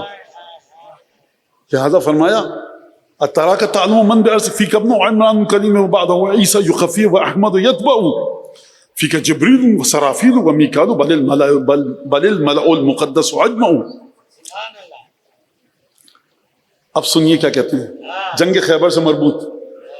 یا قالع الباب الذی عن حظہ عجزت اکف 40 و40. اے اس دروازے کے اکھاڑنے والے جس کو 40 مل کر نہیں ہلا پاتے تھے, تو نے 4 انگلیوں سے اکھاڑ دیا. جب بھی مولا کی حدیث سنتے جاؤ, چہرے پر نوجوان بچوں کے چمک دیکھ رہا ہوں, اور میری بیٹیاں جو پردے میں بیٹھی ہیں, میری بہنیں مائیں, ان کے چہرے پر بھی چمک ہے. ان کو ایک پیغام دے رہا ہوں, سمجھ گئیں تو سمجھ گئیں, نہیں سمجھی تو کوشش کرنے سمجھے گی. آپ میں سے بہت سو کی آغوش میں اگلی نسل آنے والی ہے, اور جو اگلی نسل آ رہی ہے نا, تو میں آج کی بات 2075 کی بات کر رہا ہوں, میں 2060 کی بات کر رہا ہوں. جو میری بچیوں کے بیٹیوں کی آغوش میں جو نسل آئے گی نا, ان کی آغوشوں میں اپنی آغوشوں کو طہارت سے ہمکنار کرواؤ علی کی محبت کے ذریعے. یہ آپ سے بات ہی نہیں ہو رہی. آپ رزق حلال کمائیے, رزق حلال کے بعد ہماری بیٹیوں کی آغوش میں طیب طاہر اولاد آئے گی جو 2050 اور 75 کی آزاداری کو سنبھالے گی. میں بیٹیوں سے کہہ رہا ہوں, اپنی بچیوں سے, بہنوں سے, کہ جب گریہ آتا ہے دعا کرو کہ تمہیں خدا اس نسل کا امین قرار دے جہاں سے بہترین عزادار, بہترین خطیب, بہترین علماء. کون علماء؟ شیخ انصاری جیسے, آغا بروجردی جیسے, عبد الکریم حائری جیسے, محمد حسن شیرازی جیسے, محمد تقی شیرازی جیسے, عاشق محمد حسین اصفہانی جیسے. یہ بچے تمہاری آغوشوں میں آئیں, یہ ہو ہی نہیں سکتا جب تک وہاں سے اشارہ نہ ہو. یہ سوائے علی بن ابی طالب کی مرضی کے ہو ہی نہیں سکتا. خوب توجہ, گریہ کریں, اپنی نسل کے لیے دعا مانگیں. عزاداری برباد ہو سکتی ہے. خدا نے کسی کے ساتھ وعدہ نہیں کیا کہ میں عزاداری کو تمہارے شہر میں بچا کر رکھوں گا. عزاداری کو خدا بچائے گا, آپ کے شہر میں بچائے گا یا نہیں, یہ اب آپ کے لطف و کرم پر اس کا دار و مدار ہے کہ آپ کتنا جناب سید الشہداء کی بارگاہ میں بھیک کا کاسا لے کر کھڑے ہوتے ہیں. میں مجلس پڑھ رہا ہوں, 1 گھنٹہ ہونے والا ہے, میں کچھ ہوں کچھ ابھی لطف ہٹے, گوشت کا لوتھڑا ہوں, زمین پر زبان اٹک جائے گی, بلڈ کلوٹنگ ہوگی, انتظامیہ کہے گی کس مولانا کو لائیں بقیہ مجالس پڑھنے کے لیے. اس بشر کی اوقات ہے بغیر لطف سیدہ کے, حیثیت نہیں ہے, کچھ حیثیت نہیں ہے. اس کو سمجھو. یہ جو یہاں پر آپ آ رہے ہیں, گھر میں گئے خواتین سے دھونس مت جمائے کیجئے, میں عزاداری سے آ رہا ہوں, گھر کی کام بھی آپ کی ذمہ داری ہے. آپ کے گھر میں جو خواتین ہیں وہ بھی کنیز سیدہ ہیں. غلام اپنے آقا زادی کی کنیزوں پر روب نہیں جمایا کرتے. خوب توجہ کیجئے گا اس بات کے اوپر. یا قالع الباب الذی عن حظہ عجزت اکف 40 و40. اے اس باب کے اکھاڑنے والے, اس دروازے کے اکھاڑنے والے 4 انگلیوں سے جس کو ہلا نہیں سکتے تھے 44 لوگ, 44 مل کر ہلا نہیں سکے, اے علی تو نے 4 انگلیوں سے کیسے اکھاڑ لیا؟ میں جواب دوں گا جب علی خدا کا وہ تیر ہے جو نشانے پر لگتا ہے، اور جب علی ابن ابی طالب وہ ہے کہ جو نور خدا ہے. اگر علی ابن ابی طالب وہ ہے کہ جس کو خطبہ غدیر میں ختمی مرتبت نے فرمایا کہ دیکھو کل علم علمت بہ، ہر وہ علم جو مجھے عالم غیب سے خدا نے دیا، افضیت الی اخی علی ابن ابی طالب، وہ سارا کا سارا علم میں نے انڈیل دیا علی کے وجود میں. چھٹے امام کی محفل درس ہو رہا ہے، راوی آیا یا ابن رسول اللہ یہ بتائیے کہ علی ابن ابی طالب افضل ہیں یا انبیاء؟ علی کے پاس زیادہ علم ہے انبیاء کے پاس؟ چھٹے امام نے فرمایا دیکھو ہمارے نانا رسول خدا کو جو علم خدا نے دیا تھا وہ سارا کا سارا علم ہمارے نانا نے علی ابن ابی طالب کو دے دیا. یا ابن رسول اللہ میری بات آپ سمجھے نہیں، توجہ فرمائیے ذرا. راوی، بہت سے راوی ایسے ہیں جو ائمہ کے سامنے جاتے ہیں سمجھ رہے ہیں کسی مولانا کے سامنے جا رہے ہیں. بہت سے لوگ ایسے ہیں جو نجف کی ذریعہ اقدس کے سامنے کھڑے ہوتے سمجھتے ہیں مردے کی زیارت کے لیے. تمہارا مولا گھر سے چلتے ہو نا جب ارادہ کر کے، اس وقت سے تمہارا مولا تمہیں کراچی سے دیکھ رہا ہوتا ہے. مولا آپ میری بات سمجھے نہیں، میرا سوال آپ سمجھے ہی نہیں. میں بتا رہا ہوں بچوں کو سمجھانے کے لیے. میرا پوچھنے کا مطلب تھا کہ آپ کے جد علی بن ابی طالب افضل ہیں انبیاء سے؟ ان کا علم زیادہ ہے، وہ افضل ہے کہ نہیں؟ امام نے اب یہ جواب نہیں. امام نے فرمایا ان اللہ یفتح مسامع من یشاء، خدا جس کو چاہتا ہے کانوں کو کھولتا ہے. اس شخص کو دیکھو ذرا، میں کیا کہہ رہا ہوں یہ تب بھی یہی سوال کر رہا ہے. میں کہہ رہا ہوں رسول کے پاس جو تھا علم وہ علی کو دے دیا، برتری رسول کی علم کی بنیاد پر تھی. تب بھی پوچھ رہا ہے کہ اب بھی بتائیے آپ کے دادا افضل ہیں یا انبیاء؟ لہذا رسول خدا نے فرمایا غدیر کے خطبے میں کل علم علمت بہ، جو علم مجھے سکھایا گیا افضیت الی علی بن ابی طالب، وہ میں نے پورا کا پورا علی بن ابی طالب کو دے دیا. اب علی جو کرار ہے نا غیر فرار، یہ صرف میدان جنگ میں نہیں ہے، علم کے میدان میں بھی ایسا ہی ہے. اب سنیے گا مجھ سے غور سے، آخری لمحے اس کا آخری لمحے کے آخری لمحے بھی گزر چکے، سنیے غور سے. کرار کا مطلب آگے بڑھ کے حملہ کرنے والا، پیچھے نہ ہٹنے والا. جب تک ایک بھی دشمن کا سپاہی ہے علی بن ابی طالب حملے کرتے رہیں گے.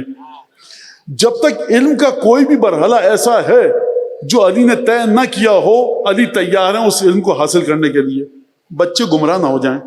یہ جب میں یہ کہہ رہا ہوں علی کوئی ایسا مرحلہ ہے جو علی نے طے نہ کیا ہو، تو آپ علماء کے علم کی بات مت کیجیے گا، مراجع کے. یہ علم دوسرا ہے، بڑی تفصیل ہے اس کے اندر. یہ علم ہے کیا، خدا کی طرف سے کیسے آتا ہے، کون سا علم ہے؟ جس چیز کی بشریت کو ضرورت ہے قیامت تک کے لیے، وہ ہر وہ علم جناب امیر کے پاس ہے. جنت، جہنم، ملائکہ، عرش، سماوات، کرسی، تمام ذات صفات، اسماء الہیہ، ملائکہ کی خصوصیات، ایک ایک چیز جو عالم وجود میں ہے، عالم غیب میں، اس کا علم. جو سوال کریں گے سوال کا جواب آپ کو ملے گا. یہ میں جس علم کی بات کر رہا ہوں یہ علم ایک اور مرحلے کا ہے، اس وقت تفصیل میں جانے کا وقت نہیں ہے. لیکن اتنا تو اعتماد کرتے ہیں نا آپ کہ میں جناب امیر کو نعوذ باللہ یہ نہیں کہہ رہا کہ فلاں علم نہیں تھا.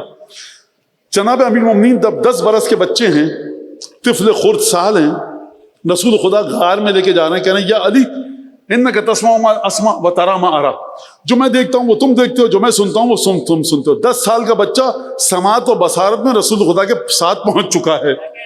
اور اس کے بعد فرمایا جناب امیر کے سلسلے میں کہ دیکھو جو میرا اخلاق ہے وہ علی کا اخلاق ہے. کان یرفع لکل یوم من اخلاقہ وکان یامرنی بالاقتداء بہ، ہر روز اپنے اخلاق کی ایک تجلی مجھے دکھاتے تھے اور کہتے تھے یا علی جو میں کر رہا ہوں نا اخلاقی کام یہ تم بھی کرو. علی اسی سبق کو اسی وقت عمل کر کے دکھاتے تھے، اگلے سبق کے لیے تیار تھے. تو علی میدان جنگ میں بڑھ بڑھ کے حملے نہیں کرتے، رسول خدا کے وجود سے برکتیں لینے کے لیے بھی آگے بڑھ بڑھ کے آگے آتے ہیں. اور اس کے بعد جب قرآن آیا تو کیا فرمایا نبی کریم نے؟ علی مع القرآن والقرآن مع علی، جو علی قرآن کے ساتھ ہے قرآن علی کے ساتھ ہے. اچھا یا رسول اللہ کچھ تو قرآن میں ایسی چیزیں ہوں گی جو کسی کو نہ بتاؤ، کچھ تو آپ کے دل میں ہوگا. فرمایا یہاں بھی شک مت کرنا، دیکھو اب قرآن کا وجود ہے تو علی قرآن کے ساتھ، قرآن علی کے ساتھ. اچھا میرے وجود کے بارے میں شک کر رہے ہو کہ میرے وجود میں کیا کیا ہے؟ انا مدینۃ العلم وعلی بابها، قرآن کا رشتہ یہ ہے، میرے ساتھ رشتہ یہ ہے.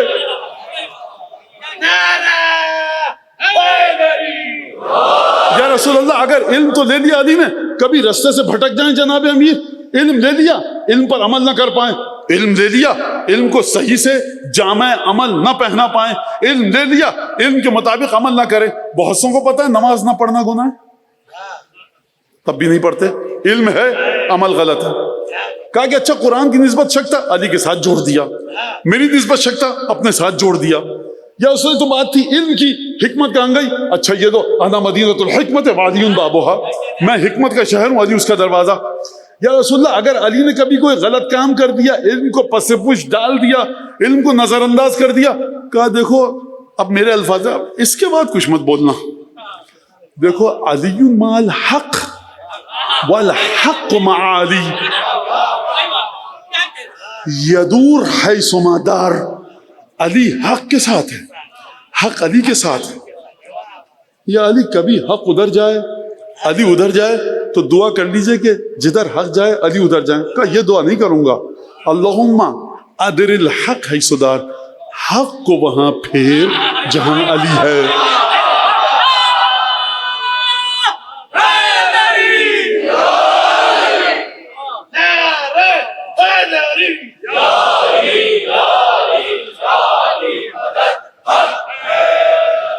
حق کو وہاں پھیر کہ جہاں علی ہے.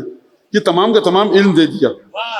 اس کے بعد مختلف مواقع پر سرگوشی کی، کان میں جناب امیر کے کچھ علم منتقل کیا، اور پھر فرمایا یا علی اذا انت غسلنی، جب اذا انت غسلتنی، جب مجھے غسل دے دو، کفنتنی، اور مجھے تکفین میری تمام ہو جائے، اقعدنی، کفن پوش رسول خدا مجھے اٹھا کر بٹھانا، واسألنی، مجھ سے سوال کرنا، جو سوال کرو گے جواب دوں گا.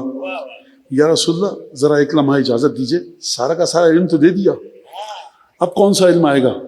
ختم مرتبہ فرمائیں گے کیا ہمارے علم کی کوئی حد ہے؟ اگر ہمارے علم کی کوئی حد نہیں ہے تو علی کے سوال کرنے بھی کوئی حد نہیں ہے. نتیجہ دے کے آگے بڑھوں، اگر جناب امیر المومنین میدان جنگ میں کرار غیر فرار ہیں، آگے بڑھ بڑھ کر دشمنوں سے مقابلہ کرتے ہیں، تو جب علم کا مرحلہ ہوتا ہے اور رسول خدا کے وجود میں فنا ہونے کا مرحلہ ہوتا ہے، رسول خدا کے قلب میں اترنے کا مرحلہ ہوتا ہے، تو علی ڈرتے نہیں ہیں. یا رسول اللہ اگر کوئی ایسی چیز تعلیم دے دی جس پہ گھر بار چھوڑنا پڑے، اگر کوئی ایسی چیز تعلیم دے دی جس سے گلا کٹ جائے، یا رسول اللہ اگر کوئی ایسی چیز تعلیم دے دی کہ جس کے بعد مجھے اپنا مال دینا پڑ جائے، علی ڈر نہیں رہے. تو اب آپ سمجھے کہ خداوند تبارک و تعالیٰ نے کیوں کہا یا احمد میں نے تمہارے قلب کی طرف دیکھا، فوجدت، تو میں نے تمہارے قلب میں دیکھا سب سے زیادہ علی کی محبت ہے، فکلمتک بلہجۃ علی، میں نے علی کی آواز اور علی کے لہجے میں گفتگو کی کہ یطمئن قلبک، تاکہ تمہارے قلب کو سکون پہنچے. یہ اشارہ تھا ختمی مرتبت کے لیے کہ دیکھو اب تک جو علی تمہاری امانت میں امانت داری کر رہا ہے، اب تک جو علی تمہارے ہر علم کو وصول کر رہا ہے، گھبرانا مت، یہ وہی علی ہے. اطمینان کی وجہ یہ تھی کہ زمین پر جب جاؤں گا وہی کا پیغام لے کر، اوہا الی عبدہ ما اوہا، وہ وہی جو خدا نے مجھ پر کی جو کسی کو نہیں بتایا. یہ مرحلہ اتنا خطرناک ہے کہ پیغام دوں تو کس کو دوں. ایک خطاط ہوتا ہے، وہ خطاطی سیکھ رہا ہوتا ہے، بوڑھا ہو جاتا ہے، ہاتھ لکھ نہیں پاتا، پریشان رہتا ہے کہ اب خطاطی کس کو سکھاؤں. ایک سنگ تراش ہے، مجسمہ ساز ہے، وہ کہتا ہے بوڑھا ہو چکا ہوں، اب یہ مجسمہ سازی کس کو سکھاؤں. ایک ڈاکٹر ہے، سرجن ہے، آپریشن کرتا ہے، کہہ رہا ہے میں بوڑھا ہو چکا ہوں، اب جو میرے اندر مہارت تھی وہ کس کو دوں. ایک شخص ہے، وہ گاڑی کا میکینک ہے، کہتا ہے میری اتنا کوئی گاڑی کی تعمیر مرمت نہیں کر سکتا، اب میں بوڑھا ہو رہا ہوں، کس کو بتاؤں. تو جس کو جو علم ہوگا، اس کے جس علم کا وارث اس کو دکھتا رہے گا، دل میں سکون آتا رہے گا. یہ جو خدا نے علی ابن ابی طالب کے لہجے میں گفتگو کی، یعنی اے محمد مصطفیٰ احمد مجتبیٰ جان لو، اب گھبرانا مت، علی تمہارے پاس ہے، جو علم تم کو دے رہا ہوں زمین پہ جانا، اس کا وارث علی ابن ابی طالب ہے.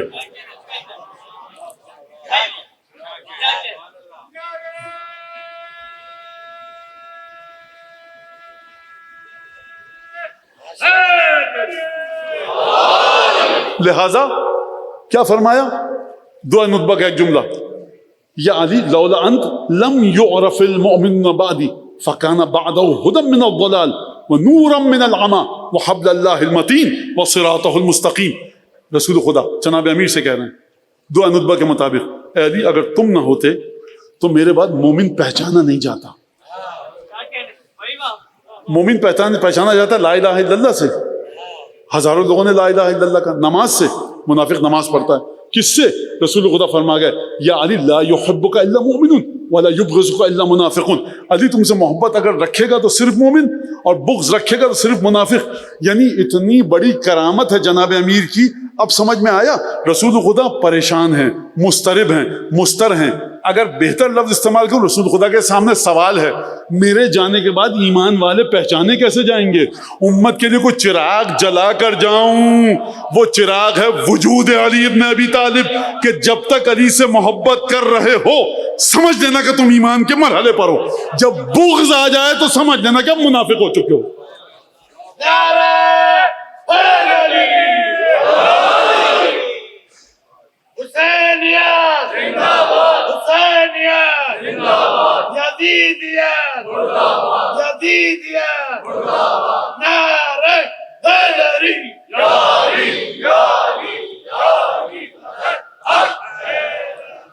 تو اب آپ کی سمجھ میں آیا.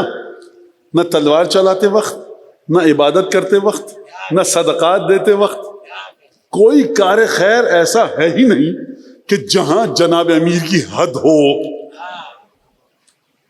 اگر رسول خدا کے وجود سے علم کو لینا ہے تو جناب امیر وہاں پر آخری حد تک ہے. پھر فرمایا آخری جملہ قرآن مجید کی آیت, رسول خدا نے فرمایا اور جان لو کہ قرآن میں خدا جس امام مبین کے بارے میں گفتگو فرما رہا ہے اور کہہ رہا ہے کہ کل شیء احصیناہ فی امام مبین, ہر چیز ہم نے گن گن کر بڑے سلیقے کے ساتھ, بڑے قریدے کے ساتھ امام مبین میں رکھ دی ہے. اس امام مبین سے مراد علی ابن ابی طالب ہے. سید الشہداء کربلا پہنچے ہوئے سید الشہداء کو کئی دن گزر چکے. سید الشہداء چاہتے ہیں کہ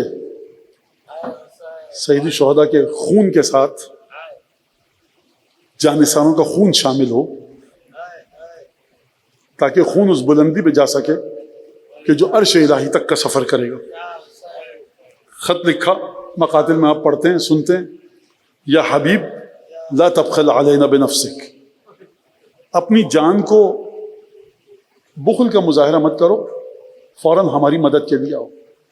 حبیب ابن مظاہر کی عمر کربلا کے واقعے کے وقت 75 سے 80 برس ہے.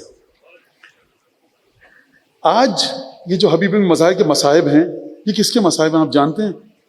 قربت رسول کے مصائب ہیں.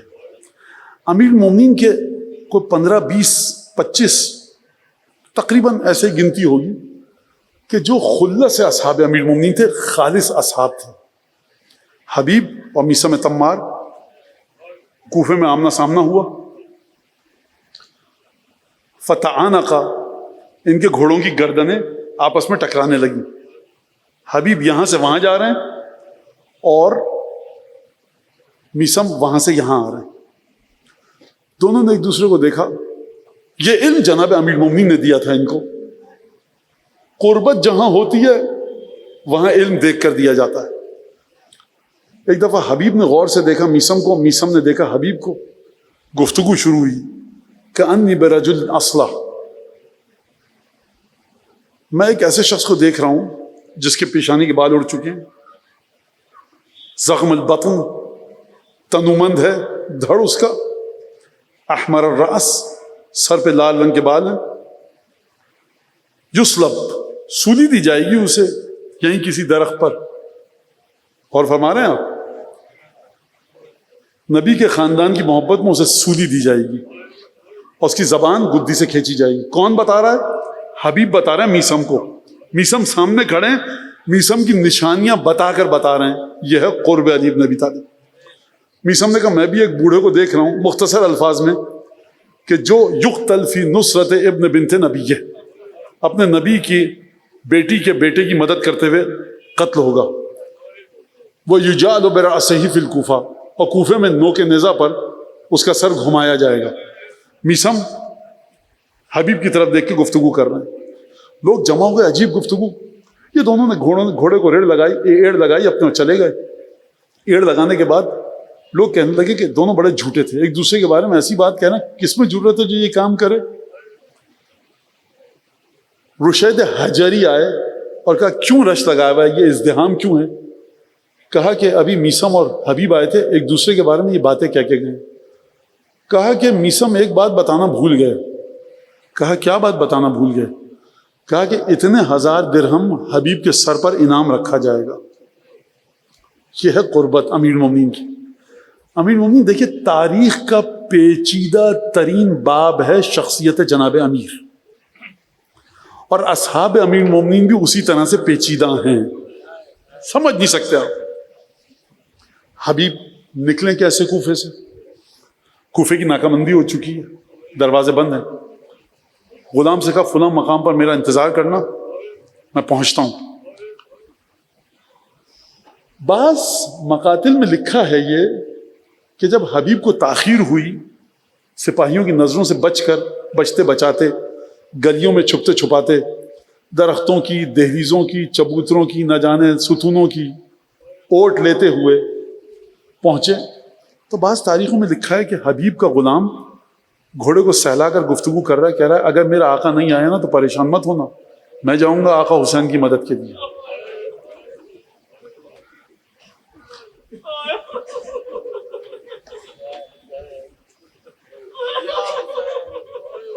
امام حسین کو بڑی محبت تھی حبیب سے. واحد شہید ہے کربلا کا جس کے لاشے پر کھڑے ہو کر امام حسین نے حبیب کے فضائل پڑھے. قبر مطہر دیکھیے آپ نے حبیب کی کہاں پر ہے؟ حرم مولا میں. علماء نے، جتنے علماء کا میں نے پڑھا، سید الشہداء کو خواب میں دیکھا، یا مولا عباس کے ساتھ دیکھا، یا شہزادہ علی اکبر کے ساتھ، یا حبیب ابن مظاہر کے ساتھ. یعنی خواب میں بھی ساتھ نہیں چھوڑا حبیب نے اپنے مولا کا. جب آئے کسی طرح سے، سید الشہداء سے گفتگو ہوئی، سلام اور سلام علیک کے بعد، احوال پرسی کے بعد، حبیب نے تمام کے تمام واقعات بتائے.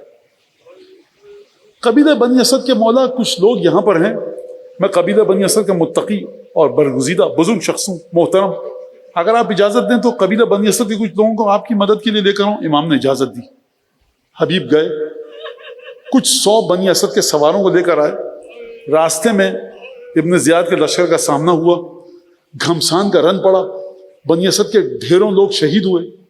سردار نے آ کر کہا حبیب تم دیکھ رہے ہو ہم ان کے مقابلے پر ٹھہر نہیں پا رہے، کس طرح سے اپنے مولا تک پہنچیں گے؟ تم فوراً مولا کے پاس جاؤ اور مولا کو ہماری یہ خبر دو، تم چلے جاؤ، تم یہاں پر مت رکو. حبیب نے گھوڑے کو ایڑ لگائی اور صحرا کے سینے کو چیرتے ہوئے سید الشہداء کی خدمت میں پہنچے.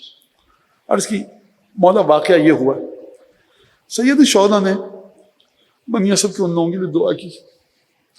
یعنی فرزند فاطمہ 75 سواروں کے ساتھ اکیلا کھڑا ہے کربلا کے میدان میں، نصرت کے لیے لوگ نہیں. سلام ہے حبیب. بعض روایت کے مطابق حبیب ان لوگوں میں شامل ہیں کہ جنہوں نے سید الشہداء پر آتے ہوئے تیر اپنے سینے پر روکے. آپ جانتے ہیں 75 سے 80 برس کا سن ہے، کمر میں کس کے پٹکا باندھتے ہیں تاکہ کمر سیدھی رہے. ایک دفعہ شب عاشور آئی، مولا حسین ایک ایک خیمے میں جا کر مولا نے گفتگو شروع کی، سب کی مزاج پرسی کی، احوال پرسی کی. راوی کہتا ہے میں حسین کی حفاظت سے حسین کے پیچھے پیچھے چل رہا تھا، دشمن دھوکے سے حملہ نہ کر دے. ایک دفعہ میں نے دیکھا مخدرات کے جب خیمے شروع ہوئے تو مولا خیمے میں گئے، میں بہت دور رک گیا، بجائے اس کے کہ میں حسین کو بتاؤں میں بہت دور رک گیا. اب یہ ہمشیرہ کا خیمہ، مولا بی بی زینب کے خیمے میں گئے. روایت مقتل کی ہے کہ بی بی زینب کی آواز اس کے کانوں میں آئی کہ بھیا تم نے امتحان لے لیا اپنے ساتھیوں کا. میں اپنے الفاظ میں کہہ رہا ہوں، انہوں نے بھائی حسن کو بھی دغا دی اور میرے بابا علی مرتضیٰ کو بھی دغا دی. آپ نے امتحان لے لیا، کل ایسا نہ ہو کہ آپ کو دشمن کے ہاتھوں میں تنہا چھوڑ دیں. مولا نے جو گفتگو فرمائی کہ نہیں، یہ میرے بہترین اصحاب ہیں. اس صحابی نے جب یہ سنا تو بے چین ہو گیا. ایک دفعہ دل سے دھواں اٹھنے لگا دل میں تیر لگ گیا. اصحاب امام حسین خیمے میں موجود تھے. وہاں گیا، کیا یہاں پر بیٹھے ہو؟ نبی کی بیٹی کو تمہاری وفاداری پر اطمینان نہیں ہے، چل کر نبی کی بیٹی کو اپنے وفاداری کا اطمینان دلاؤ. اب کیا کریں، قرآن پر ہاتھ رکھ کے قسم کھائیں؟ اصحاب گئے، سدوا سیوفہم عن اغمادہم، اپنی تلواروں کو تلواروں کے غلاف سے نکالا. خوب توجہ کیجیے گا، بی بی زینب کی نسبت اصحاب کی معرفت دیکھیے. شریعت یہاں کتاب سے نہیں دی جاتی. اگر فرزند فاطمہ موجود ہے، اگر دختر رسول خدا موجود ہیں، اب تمام مسائل کے سوال ان سے کرو. اصحاب آئے، تلواروں کو نکالا اور اپنی گردنوں پر رکھا. گردنوں پر رکھ کر بی بی کے خیمے کے دروازے کے باہر آئے، خیمے کے اندر نہیں آئے. رسول کی بیٹی کا خیمہ ہے، کسی کی مجال ہے جو اندر جائے؟ عقیدہ بن گیا. اپنی تلواریں اپنی گردنوں پر رکھی اور خیمے کے باہر سے بلند آواز سے پکارے، یا بنت رسول اللہ، اے رسول کی بیٹی، اے زہرا کی بیٹی، ہذہ اسیافنا علی نحورنا، یہ ہماری تلواریں ہماری گردن پر ہیں. اگر آپ کو وفاداری پہ یقین نہیں ہے نا تو حکم دیجئے اپنے ہاتھ سے اپنی گردنیں کاٹ ڈالیں گے. بی بی نے سنا، رحمت کی دعا کی، واپس گئے. صبح عاشور آئی، ہر گیا. اصحاب کی باری آئی، ایک کے بعد ایک. ایک دفعہ بوڑھے صحابی حبیب ابن بظاہر نے آ کر اجازت طلب کی. نقل کے مطابق مولا حسین نے اجازت دی. ایک تھا بوڑھا صحابی، گھوڑے پر سوار ہوا. روایت کے مطابق کچھ اور اصحاب بھی ساتھ تھے. بعض جگہ کے حبیب نے اکیلے حملہ کیا، پہلوانوں کو پچھاڑا، قتل کیا، جہنمیوں کو واصل جہنم کیا. لیکن کئی پہر کی پیاس ہے، بوڑھا صحابی ہے. میرا جی کہتا ہے حسین دروازے خیمہ سے حبیب کی جنگ دیکھ رہے ہیں. ایک دفعہ ہر طرف سے تلواروں کے وار ہوئے، تیر لگے، نیزے لگے. بوڑھا صحابی کئی پہر کا پیاسا، زخم سے خون بہنا شروع ہوا. اب حبیب گھوڑے پر سنبھل نہیں پائے. ایک دفعہ گھوڑے سے زمین پر گرے. السلام علیک یا ابا عبداللہ، اے حسین ابن علی، اپنے بوڑھے دوست کی مدد کو آؤ. اصحاب حبیب کے لاشے کو لائے، گنج شہیدہ میں لاشے کو رکھا. حسین حبیب کے لاشے پر کھڑے ہو کر حبیب کے مصائب پڑھے، حبیب کی تعریف کی. اے حبیب، تم ایک رات میں پورا قرآن ختم کرتے تھے، مسلسل عبادت گزار تھے، نماز گزار تھے. میں کہوں گا کتنی اچھی قسمت ہے تمہاری حبیب کہ تمہارا مولا تمہارے لاشے پر تمہارے مصائب پڑھے، تمہارے فضائل کا بیان کرے.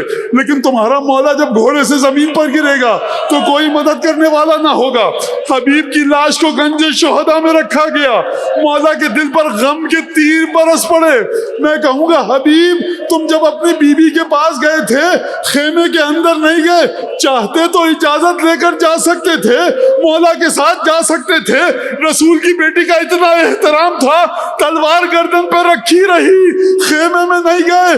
کاش شام غریبہ میں ہوتے جب تمہاری آقا زادی کے خیموں میں آگ لگ رہی تھی. شہزادیاں پاپ رہنا، صحرا کی تپتی ریت پر دو گوہر چھینے جا رہے تھے تماچے. اللهم كن لوليك الحجة ابن الحسن صلواتك عليه وعلى آبائه في هذه الساعة وفي كل ساعة وليا وحافظا وقائدا وناصرا ودليلا وعينا حتى تسكنه أرضك طوعا وتمتعه فيها طويلا. اللهم بحق محمد وآل محمد عليك صل على محمد وآل محمد وعجل فرجهم وأهلك عدوهم من الجن والإنس من الأولين والآخرين واكفنا ما همنا وارزقنا العافية والسعة ارزاقنا وطول اعمارنا مع الصحة والسلامة في الجسم والروح. پروردگار جو مومن آزادار کسی بھی دین مذہب سے تعلق رکھتا ہے اس فرش اعضاء پر ہے، اس کی حاجات کو پورا فرما. جو اس فرش اعضاء کی جس انداز سے خدمت کر رہا ہے، حصہ لے رہا ہے، پولیس کے جوان، اسکاؤٹ، دیگر جو ادارے شہری صوبائی حکومت کے ہیں، پروردگار ان سب کی توفیقات میں اضافہ فرما، ان سب کو اپنی برکتوں سے نواز دے. حضرت حجت کی بارگاہ میں پروردگار عالم بحق محمد عالم حضرت حجت کہ دل سے ہر دکھ کو دور فرما، ہر خوشی عطا فرما. برادر مومن دعا کر رہے ہیں اپنی والدہ کے لیے، اور جس کے ماں باپ، ذوی الحقوق، ارحام، اور خصوصاً ہمارے اس برادر مومن کی والدہ کو پروردگار تجھے قسم دیتے ہیں مولا حسین کی عظمت کی، بی بی زینب کی مظلومیت کی جلد از جلد شفاء کامل عاجل عنایت فرما. دعاؤں کی قبولیت کے لیے بلند آواز سے درود پڑھ دیجیے.